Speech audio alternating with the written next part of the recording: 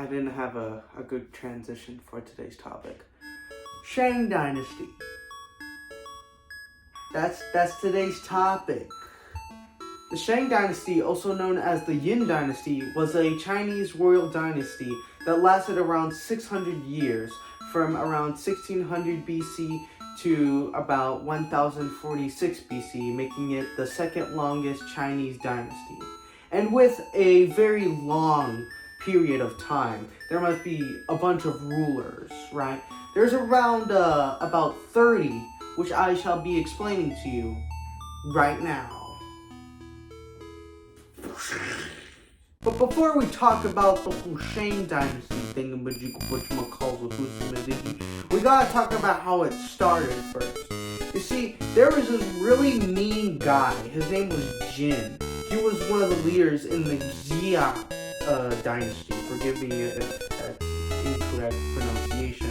You see, this guy was very mean, alright? He probably kicked dogs in the morning, ate babies for dinner, and killed the elderly or something. He was a real mean. He was a real mean man. He was a real awful guy. Which brings us to our first Shang Dynasty ruler, Qing Tang. You see, Qing Tang was one of the first people who helped with Jin with his rulings. But you see, he realized, hey, this guy's pretty mean. And so he and a bunch of his friends overthrew him, and that is how the Shang Dynasty started. You see, what Shang did, he reduced taxes, he reduced drafting, and he gave people money to help buy their children back, because back in the day, like, you could sell your children. So unfortunately, all good things have to come to an end. So after 29 years of his reign, he died, which is pretty sad. Not for me, of course, I wasn't there back then. But it was probably sad for all the people there. So after his father's death, Wei Bing decided to take over the role as emperor. But unfortunately, he didn't do good since he died 2 years after. And Zhang Ren, which was Shang's other son, took the role of the emperor. And so he ruled for a very long time. And when I mean a very long time, I mean 4 years. Straight up, his sons did nothing. Like, they did not contribute anything to society. So after the death of Zhang Ren, the role of the emperor goes to Tai Jia, which is the nephew of Cheng.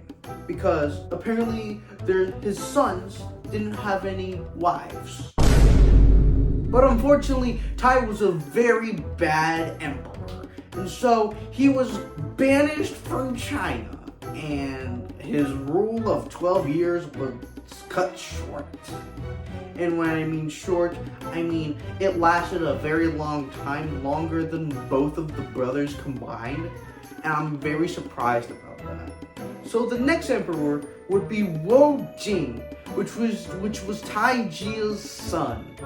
He didn't do much either. He only did about nothing. The only interesting thing I can talk about him is during his 8th year in ruling, he hosted a ceremony to celebrate his father. Celebrate for what? He lasted about 19 years until he died. And so the next emperor would go to Xiaojia. His reign only lasted around 19 years. And so the next emperor would be Tai Zhen. Pretty sure that's his name. Also known as Da Zhen, he was the other son of Tai Jia. And he also did nothing. But it wasn't just nothing. He did nothing for around 25 years. And that's gotta be impressive, right? Here you go, sir. Here's your medal of participation for being the longest to not die. So after his death, Zhao Jia, his son, got the name of emperor. And he also did nothing for a very long time. So after his death, Zhao Ji got the role of emperor, and just like everyone else, he did absolutely nothing for around 17 years. The next emperor, Yang Ji, also did nothing. But hey, it's more different because then the economy started to decline. Mostly because the emperors didn't do a single thing about it. Wow! Now, after all of that uselessness from the other emperors, one emperor that was actually useful named Tai Wu actually did something for once. You see, what he did was he wrote a poem. That's pretty interesting, right? And also, guess what else happened? Guess what else? You'll never guess it. A tree grew in the palace. That's pretty cool. Wow, that never happened. Oh yeah, and also he built the entire city of Pagu, but we don't care about that. He lasted for around 75 years, which is pretty impressive, and then he died, like every single emperor so far. The next emperor, Shang, was not that very interesting. The only interesting two things he did was he moved the capital to Zhao. I think it's pronounced out. I think A-O. Also, he attacked some barbarians too, just to let you know. After the death of Shang, the next emperor was Wai Ren.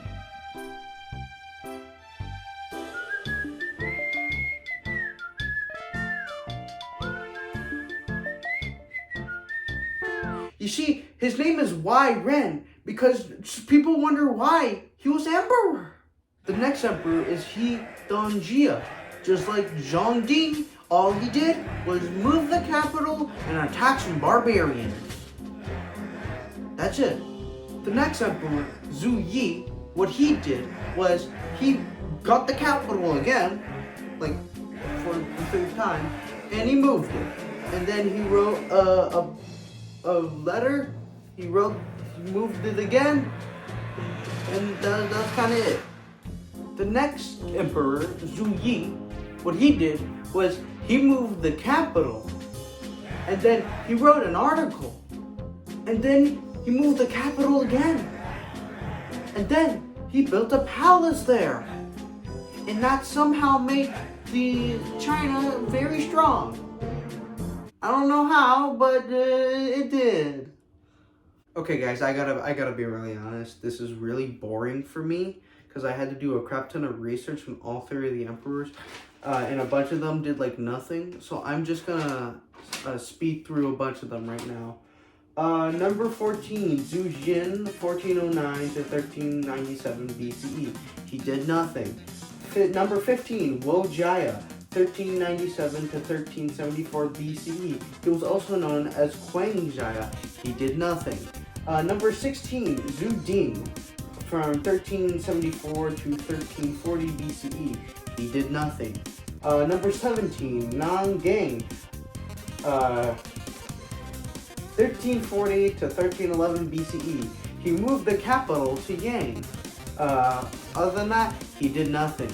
Number 18, Yang Jia, 1311 to 1294 BCE. He sent some troops to attack some barbarians. Other than that, he did nothing.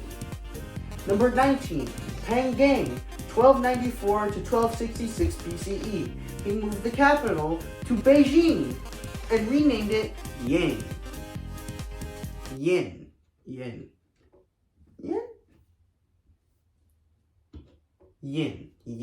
It's yen.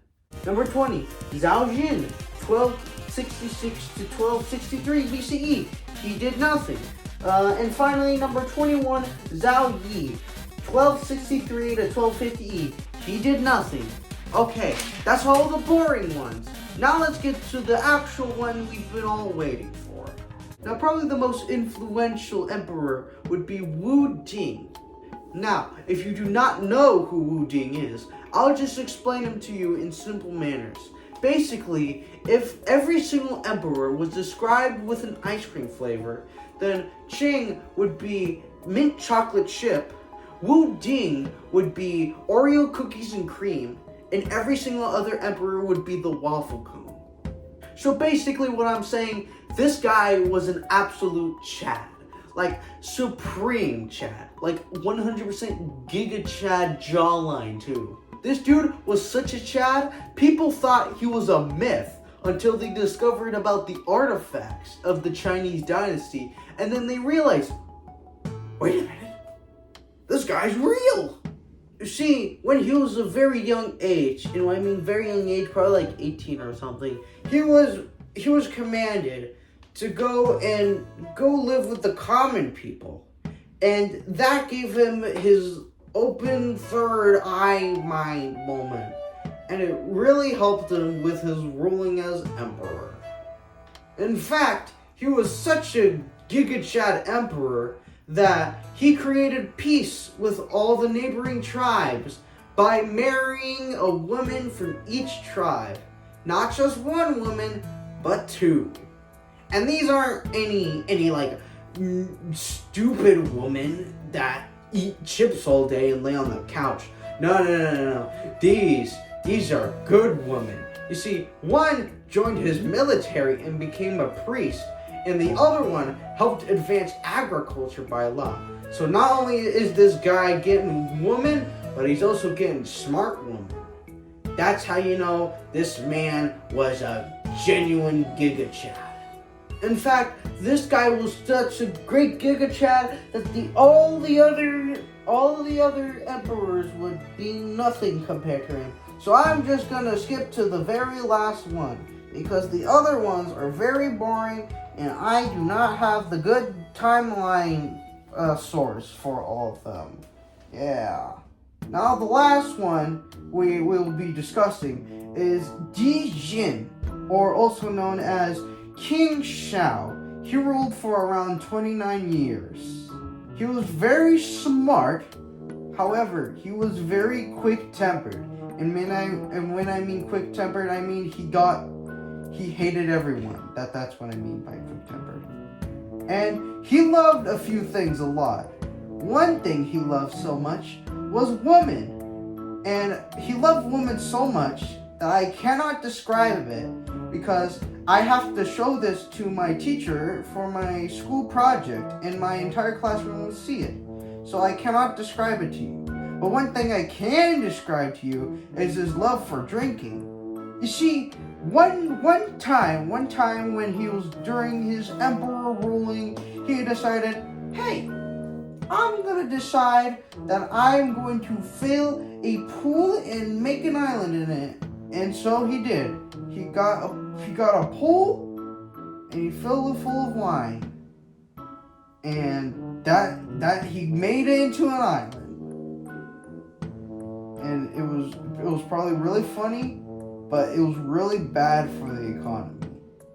Another thing that really hurt the economy was the fact he really liked punishing people. You see, what he would do is he'd get this cylinder, and he'd fill the thing full of charcoal. And what he'd do with that very hot charcoal cylinder was he'd give it to the person, the prisoner, and he'd force them to hold it until they died. And it was probably really gruesome, I think. Maybe, I don't know, they might have died instantly. I'm not a scientist. His obsession with punishing people, he had to raise taxes because it was very expensive.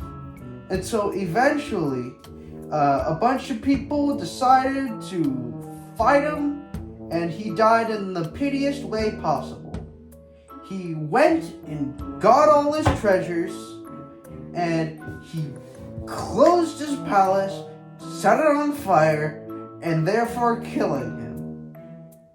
And that's every single emperor in the Shang Dynasty. to be honest, guys, I really did not like this making this video, because not only did it take an excruciating amount of time, not only did it take a lot of stress, it was also really boring, and I got barely anything out of this. And so, what's the lesson for today, folks? It's that Chinese history is very boring, and that's why America's the better country.